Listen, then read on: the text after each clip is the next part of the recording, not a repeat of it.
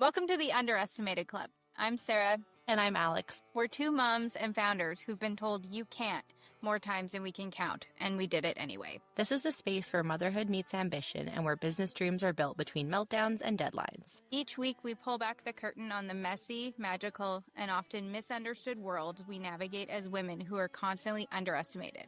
By society, by systems, and sometimes even by ourselves. No topic is off limits, from scaling a business with a baby on your hip to confronting bias in boardrooms. We're getting real about the wins, the wipeouts, and everything in between. So if you've ever felt underestimated and used that as fuel, you're in the right club. Ready to do episode 4? I believe it's episode 4. Well, I mean, episode 1 only took us 6 months to publish, so yes, I can actually. I'm recording on a weekly time frame. We already have 2 more scheduled.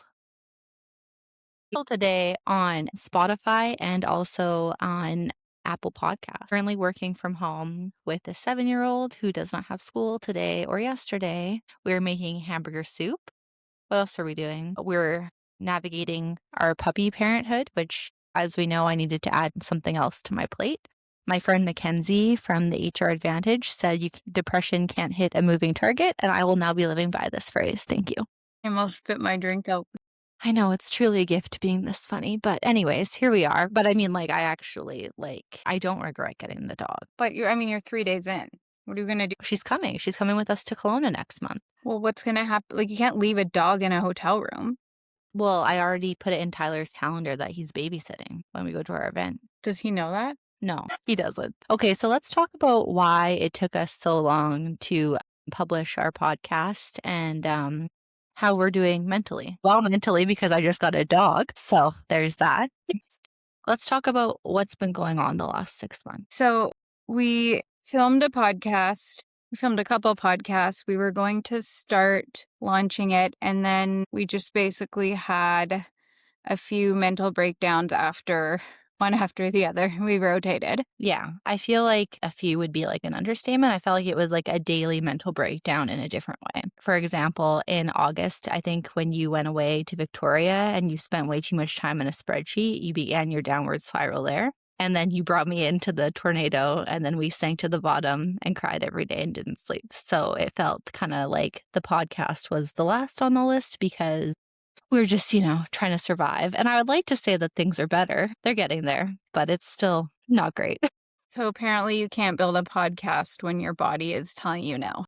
No, and usually I'm a very good technical person, but I could not. I simply could not. So thank you for editing. But that was even so for my grandma's funeral, I was assigned to PowerPointing, which is now called a slide deck. I was told by Derailed that saying the word PowerPoint makes me sound like a boomer, but I was assigned to do the Canva, and I'm good in Canva.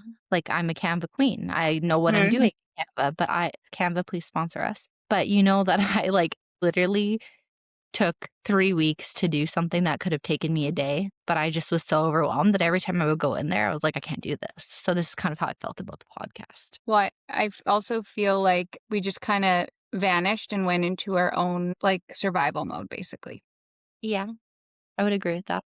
So instead of interviewing somebody today, we're interviewing each other. Yeah, we're going to talk about what happened for the last 6 months or so. We're going to talk about what we thought we should do versus what we did. We're going to talk about the difference between ambition or an anxiety disorder. And then the kind of sale of entrepreneurship, how it tells you that it's going to be freedom and everything is going to be great. But then you're crying at 3 a.m. and you're not sleeping and you're in the middle of a MTB every single week. Yes. Okay. Sounds good. Can you narrow down 3 things of the last 6 months that were the most overwhelming? Number 1 would be payroll. I think if I have to do payroll ever again, which is next Friday, I will have another mental breakdown. So payroll has definitely been challenging. Second thing is dealing with old partners and trying to do buyouts of shareholders when you have $0 to do that. So a third thing would be cash flow. So all those things stem to money, I guess, is where we're going with this. I think money has been the thing that keeps me awake at night. And I think that's what is hard, because what we found is with our team, you want to be transparent, you want to say what's going on, but it would also scare the shit out of them if they realized the things that we have to like figure out every single day. Yeah, I just feel like we just get so busy, we maybe don't realize how rough it is and how deep we're into things and how hard it is to just, like, make it to the next day or get the next thing done. Well, do you see these bags under my eyes? Like these are a gift from the last 6 months, I feel like. I asked our employee Chad what we should do and some questions that I should ask you or that we should ask. Okay.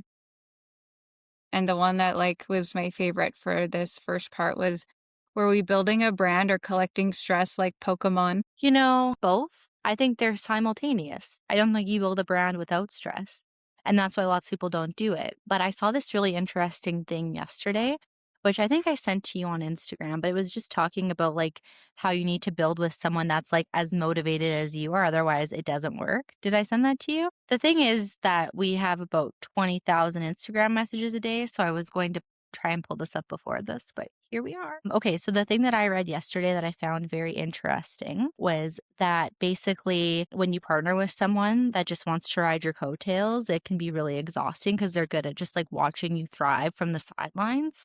And I feel like with you and I, we are both dying inside at all times. Oh, yes.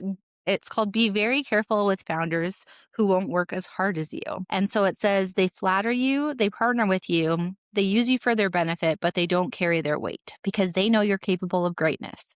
They see your drive, they want to access your momentum. Only a few people are capable of doing what it takes. Most will coast, most will let you carry them.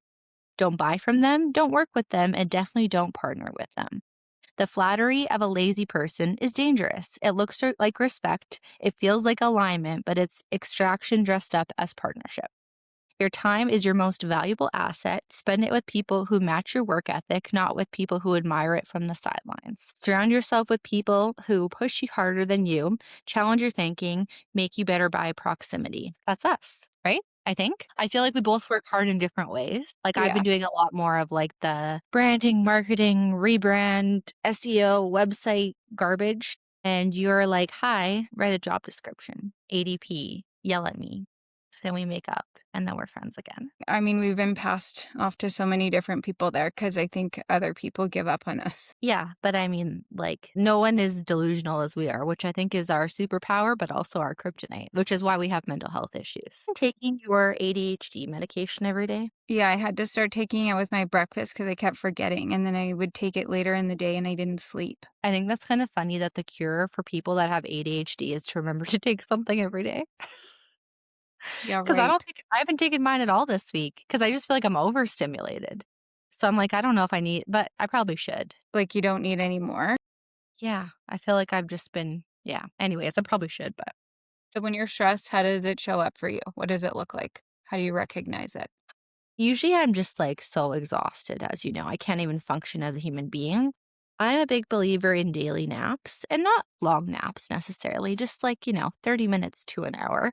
And I feel like that's where like it's almost like I can give my brain like a reset button and then I can start again and try again and feel better. But I feel like when I'm just feeling like so exhausted, the 3 a.m. wake ups are a big thing, like when you're really burnt out. Mhm. And my doctor said that's because your cortisol naturally spikes at 3 a.m. So if you're living in like fight or flight, like we seem to be doing every day, if you're up at 3 a.m. all the time, it's because your cortisol is spiking by itself. So do you feel like the business gets built better or worse in fight or flight? That's like a hard one. I think it's a combination. I think there needs to be a bit more like um, mental health and grace with one another, but I also feel like the fight or flight also pushes you into a different level than if you're just coasting, right? The reality is, I think I've been in fight or flight for about 33 years. Called ADHD. It's called oldest daughter, it's called ADHD, it's called perfectionism, it's burnout, it's all of the things, and this is just how I live. Like, telling my ex-husband that I got a dog, he's like, "Of course you did. Of course you got something else to add to your plate." And it's like, I don't view it as adding to my plate, like, I get that it's, like, another responsibility, but it doesn't seem that way to me. I don't know how you make decisions like that. When I get stressed, I just get almost decision fatigue and I just don't want to make any more decisions. Oh, see, I'm the opposite. Don't ever, like, worry about making a decision with me. Like, if you need something to be made, I'll just do it. because I feel like I have a very good intuition and sometimes it leads me astray. But like when I don't listen to my intuition, that's when I regret it the most. Like I think of all the things that I've done in my life that I was like, I don't know if I really should be doing this. And then I look back on it and I was like, I knew that I shouldn't be doing that, but I went against my gut with people, with jobs, with houses, with locations.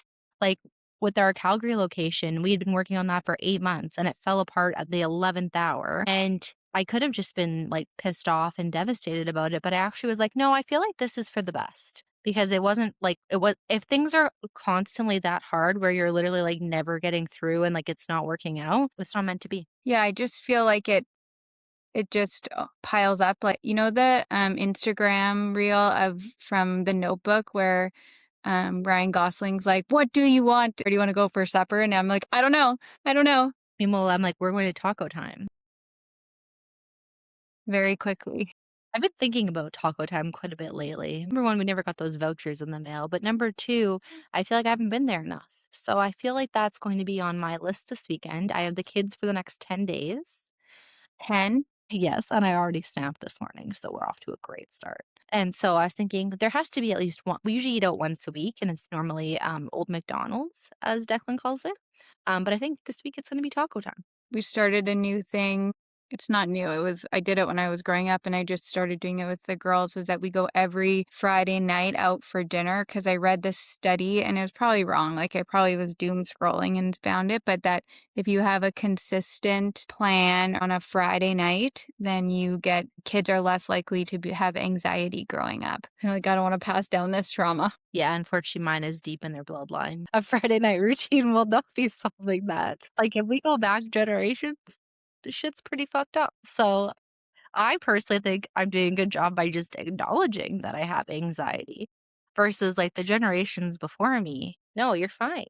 Wasn't that a cultural thing though? Like I feel like every culture didn't like it was an age thing. You Yeah, weren't I think allowed it's to a bit talk of an about it. age thing. Yeah, I agree with that. But like now it's like before I'd be like, "Oh, you're so scared to tell everyone that you went to therapy." And then I'd be like, "Hi, I just came back from therapy and this is what I learned about myself." That's actually something to talk about too though, is like so I did start going to therapy more like consistently over like the summer and the fall. And I think, yeah, you and I talked about this. So I've been on sertraline, which is like an anti-anxiety, antidepressant since like 2020. It's when I had a panic attack when I was in early labor with the twins. And they're like, yeah, you need to be medicated.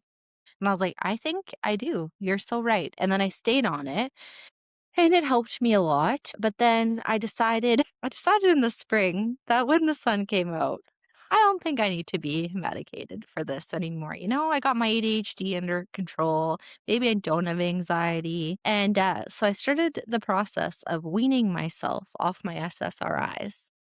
And How did that go? yeah, that was not good for myself nor anyone around me. And you were like, "Why are you doing this? This is so like this is such a bad time to be doing this. Like, why are you trying to like make your life harder?" And then I went to therapy, and Cynthia, my therapist, bless her, was like, "Alex, I'm gonna say something to you, and like you're going to like maybe be offended." She's like, "But are you stupid?" She's like, "This isn't like a bad drug. Like, you don't just like take yourself off anxiety and depression medication." She's like, "This is like a lifelong thing." She's like, "Why would you make your life more difficult just to say that you're not taking them anymore?" She's like, "You're moving provinces, you're single parenting, you're doing all these things with work. Why the hell would you think now was the time?" I said, "Well, the sun is out." And I thought maybe I would feel better, and, I have never felt so bad. I felt like I was coming off drugs. I've never been on drugs, but I would assume that is what it feels like to come off, like, Well, you heroin. were coming off drugs. Like, heroin. Like, I assumed I was gonna be on the show Intervention, you know? Anyways, don't be ashamed to take medication for your mental health, and don't be ashamed to have a midday nap. Don't be ashamed to book a 1 p.m. Pilates class. You go to Pilates, I nap. It's our same type of self-care. To Yeah. me, I don't feel self-care when I'm getting a ball squeezed between my legs and having to pulse and do all these things.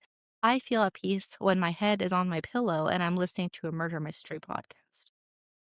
I feel like you've made it in life when you can go to the 9:30 AM Pilates class and Well, you're there like, has to be some kind of perk to this, Sarah. We're making less money than all of our staff. We don't sleep. We cry every day. You should be allowed to go to 9:30 Pilates. Fuck, there has to be one benefit.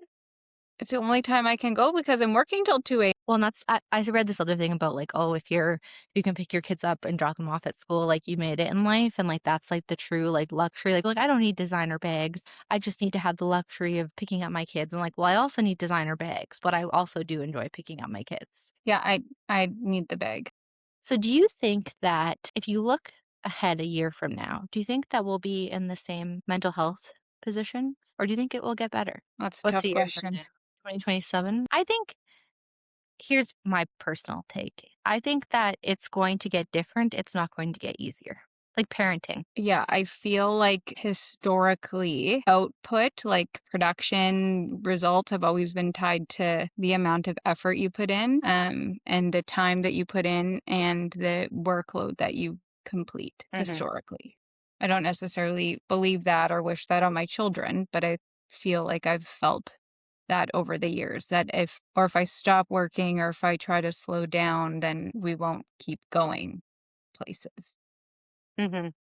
if that makes Yeah, I sense. think that's like you kinda like, maybe there's, like, slower periods. Like, right now, with the exception of Saskatoon, like, we're not really doing any other projects at this exact moment. Like, so, like, there's and that makes me worried because I feel like we're not going in the right direction because 'cause we're not but we're trying. It just everything just feels like it takes so freaking long.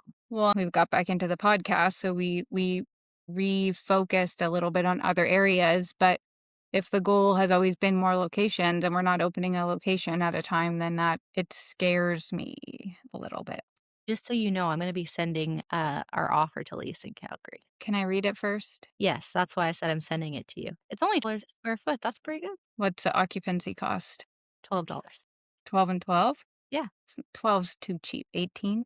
Well, you're still gonna I'll send it to you anyways. But that's the thing, it's hard because you wanna, like, keep moving forward, but you also don't wanna burn yourself out, but you also want yeah, it just you realize it's all about, like, planting the seeds, right? Like, the seeds take a long time to grow, and, like, I feel like a lot of the work that we've done in the last, like, few months has been a lot of, like, relationship driven things and building those relationships, and, like, people don't see that or understand that, and you can't necessarily talk about all of that. So it's like people don't always understand what's going on behind the scenes, but I think that we have good momentum in other ways. Well, and I feel sometimes when we redirect like that, and if we don't have 10 spaces on the go, it feels we're failing and we're not achieving our plans, but we are. It's a different way to look at it, but I don't necessarily, it's not as easy to quantify. What else did you put on our little agenda for the day? Do you have more direct questions? Okay, hit me. How are you handling stress? How are you handling stress now? Now that we've been through like the last 6 months and we're finally starting to refocus a little bit. We've had some meetings about new banks and new financing and new things that have been very exciting. Mhm. How are you How am I handling it? handling stress now? I think if I could like sum it up, like I'm probably handling it the same, but I also feel like a bit more optimistic and a less doom and gloom. Mind you, I've never really been a doom and gloom person. I'm always like, it'll get figured out. I don't know how, but it will. But I feel like I feel much more like positive about things. Like we had this big shareholder meeting this week that I had to get through.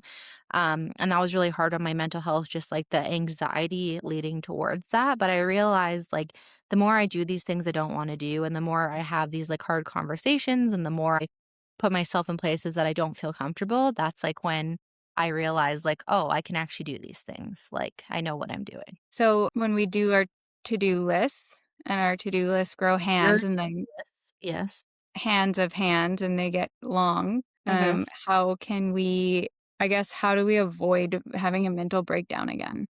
I feel like we talked about this a bit, like, we both need to have a degree of, like, operational knowledge, and so I think we both are, like, so hyper focused right now on numbers and performance and all those things that I think that we've had, like, a really hard, like, reset on a lot of things, and I think that's helped quite a bit because 'cause we're like, "Okay, this is where we're at. This is what we owe. This is what's coming up." Like, we know those things, I think, both quite well now. It's not, like, as much of, like, the uncertainty, and we also know that we have, like, good things on the horizon with some debt refinancing and a new bank, like you mentioned.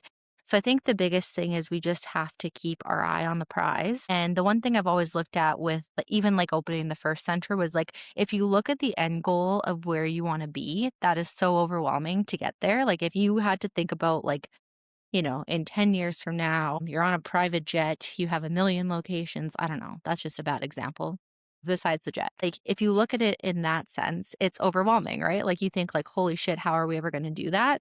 So what I've always done, like with the first center, is like I always just broke it out into a project management project for myself where it's like, okay, this is phase one, and that's a piece of my puzzle.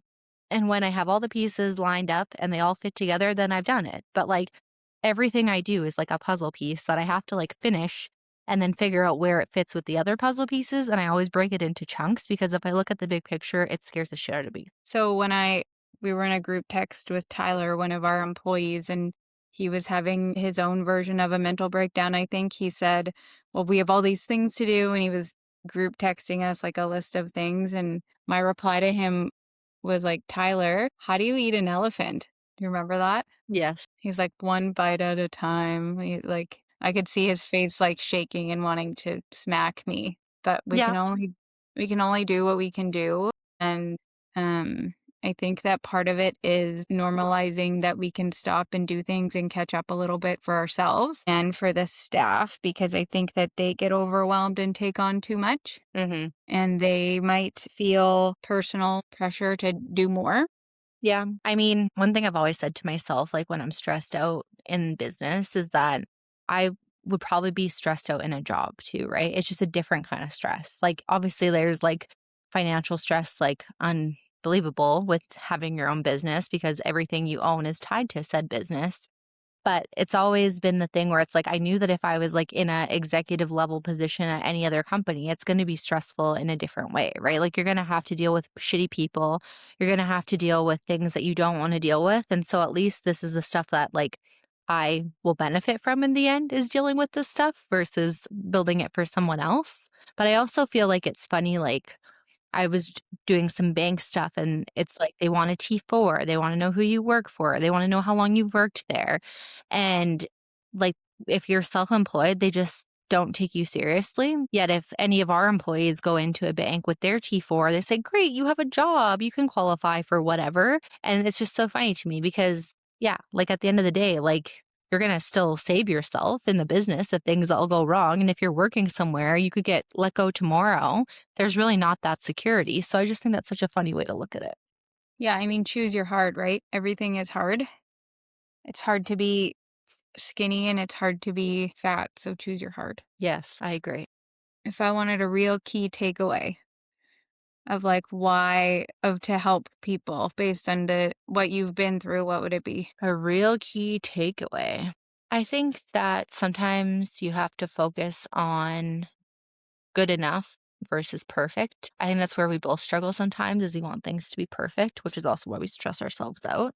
Even with the podcast, it was like that's why I was taking so long to edit it was because I'm like, I need it to be perfect and I need the perfect intro and the outro and the music. And it's like that you're just gonna fall behind if you keep focusing on perfect. There's that book that everyone has to read in business school, like your minimum viable product. Like just get it out there and then make it better as you keep going and you get feedback.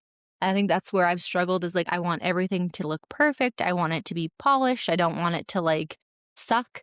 But then you realize like sometimes you suck more by not doing anything because you're over analyzing what you could have done 6 months ago. Well, I always tell our team that if we choose somewhere between good and great, somewhere between, 80% to 100, as long as we're in that gray area somewhere, we're Hmm. moving forward and we're doing well. And we're not falling behind, but as soon as we kinda get below that 80-85%, we're not gonna say keep moving forward. The other thing I would say would be protect your energy and choose your path, choose your hard. So, choose the Hmm. things that make you happy and do it with people that make you happy because a lot of people Pilates and suck. naps. What? Pilates and naps. Pilates and naps. Yeah. Is there I anything guess, else? yes, I had one more thought slash question. What do you think when you're having your little mentee bee and then there's people around you that like aren't entrepreneurs or they don't care and they don't get it and they just wanna live, like, a status quo life? Like, how do you deal with that? Because for me, I dealt with it by getting a divorce. I often don't feel comfortable telling everybody because they don't get it. You're like a vault. Yeah. You'll tell me something in passing, and I'm like, "What? Can you please back that up 12 things?" And you tell me, like, the smallest condensed version. I just feel like you're just like a little bank vault, and I'm always, like, kinda touching the numbers, trying to get it to open, and then I get it, and I think, but then I'm one off, and then I only get those small bits of information. I see it more as like one of those things you put a quarter in and you turn for candy, and I just give out like 6 Skittles at a time. Oh, I was gonna ask what candy you would give out. You know what I would give out?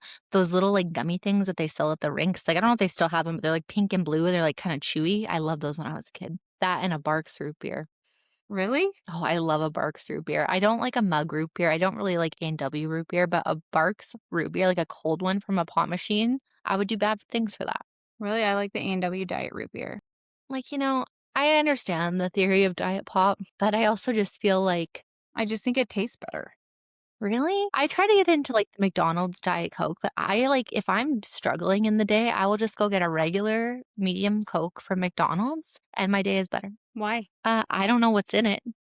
Something. It's not a regular Coke, it's, like, laced with something for sure, but, like, that slaps. Like, if I, like, am going to go pick the kids up from school and I'm so tired, I'm not getting a Starbucks, I'm getting a medium Coke from McDonald's, and that's it. Really? Yeah, it just, like, I don't know, it, like, gives me, like, my second win, like, from 3 to 10 p.m. when I'm, like, in the chaos of dinner time and bedtime and all that, I'm like, "A McDonald's Coke could fix this." Call that power hour. I feel like I have like 3 hours from school pickup to when dinner's over, like bath time to that point of time, then the night that's like what hell looks like. Yeah, it's not my favorite time of the day. And it starts as babies because they cry so much then, and then it just keeps A going. witching hour? Yeah.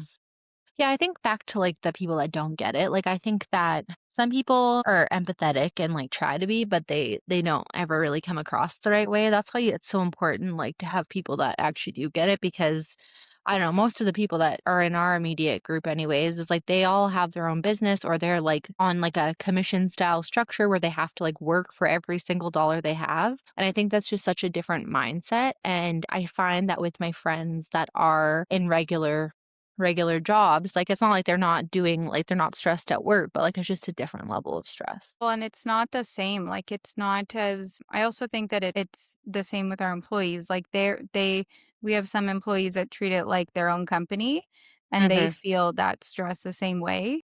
mhm. It's more compassionate, and then there's other employees that are there for the paycheck, and they don't understand, and they kinda They say, don't "Screw you." care to understand. Yeah, they don't wanna understand either, they're not trying to. Yeah. Well, even I was laughing today because we're, doing payroll, and we didn't have enough to pay you and I. All I could give us was $500 each. I know, I was like, "I don't know how that's gonna pay my credit card bill." I was like, "Well, I guess maybe I'll buy groceries this weekend or something." But yeah, like and that's the thing is, like, some people, I've had employees straight out say to me, "I'm not here to listen to you. I'm not here to be entrepreneurial. I'm here to work and get my paycheck, and all I care about is the money." And I think there has to be people like that in companies, obviously. If everyone was entrepreneurial and wanted it to be their own company, that would be a power struggle and chaos. But sometimes I do feel bad that, like, our employees, like, care so much, let it just consume them. I wish that they could just shut their computer and say, "Bye, see you Monday." Could you 'Kay, imagine? let me tell you about, um, a story that there's a business coach in the city that has this really cool picture.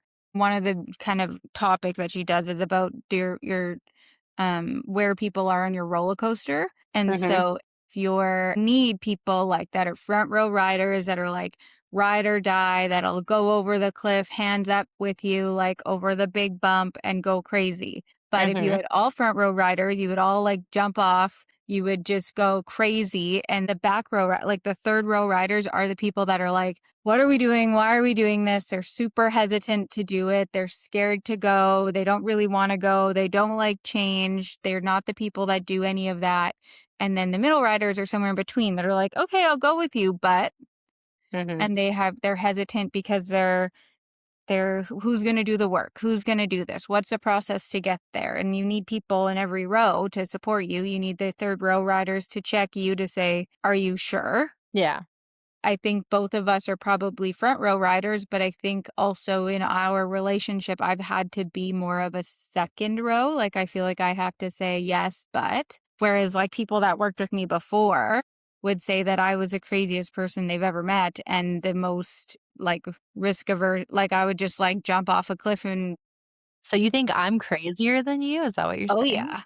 Rebecca said that she once explained to me that I was the type of person that would jump off a cliff and build the parachute on the way down, and that she was the person that she would like research the parachute. She would spend hours trying to see if it was the right parachute, and then like she may or may not even jump off in the end. Whereas like Yeah, I've been that's gone for 3 days. right. The working genius. Like there's people that are like at the highest altitude, just like soaring. And then there's the people like, how the hell are we going to fly this plane and land it?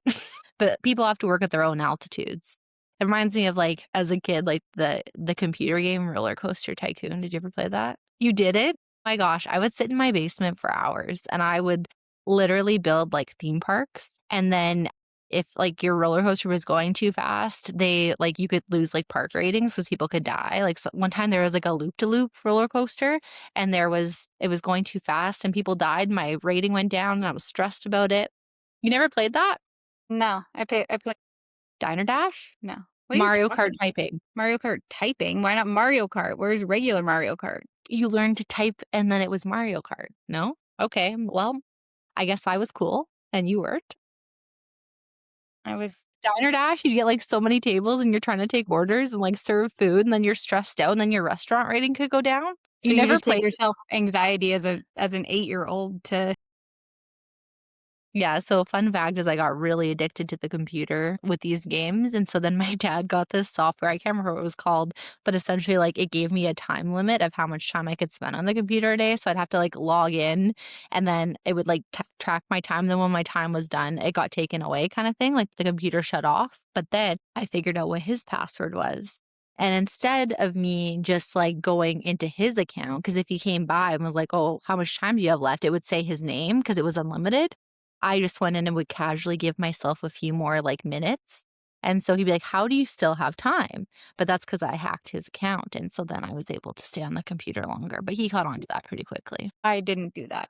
My parents didn't let me have anything like that, but my dad and I used to rent a video game on the weekend sometimes when I wanted to, so we'd rent, like, a Nintendo 64 and play GoldenEye for 3 Yes. days straight, and I'd wake up in the middle of the night, my dad would be playing it, like, all night because he got so addicted. That happened to my mom with Guitar Hero. We got her Guitar Hero for her birthday one year. Like, I think I was in grade 10, maybe grade 9, and it was, like, 3 in the morning, and she worked nights, so her schedule was always a little wonky, and I was, like I slept downstairs, and that's where, like, the Guitar Hero was, and I heard, I don't know, whatever Guitar Hero song, and I came into my room, my mom was playing Guitar Hero at 3 in the morning. Just because she wanted to by herself? Yeah. Yeah, she's a bit of a night owl, as am I, but anyways. Okay, so let's wrap this up for the sake of people don't care about Guitar Hero and GoldenEye. Yes, they should. They Okay, should, I agree. so we made a podcast and then we disappeared because we had a mental breakdown. We're not gonna disappear again. Mhm. We're We're gonna come gonna out do weekly. I know, well, we got like we said they would, so now we have to do it. Well, I'm envisioning season 1's going to have 20 episodes, then we'll take a break, and then we'll do season 2. So we need to start planning our next episode. I have it. I have a idea. I Okay, have great. some ideas, maybe. Okay. Are we okay, so here's 3 wrap-up closer questions. What does sustainable ambition look like? What hustle lie are we retiring? And what would you tell someone in the middle of their own mentee be but productive era?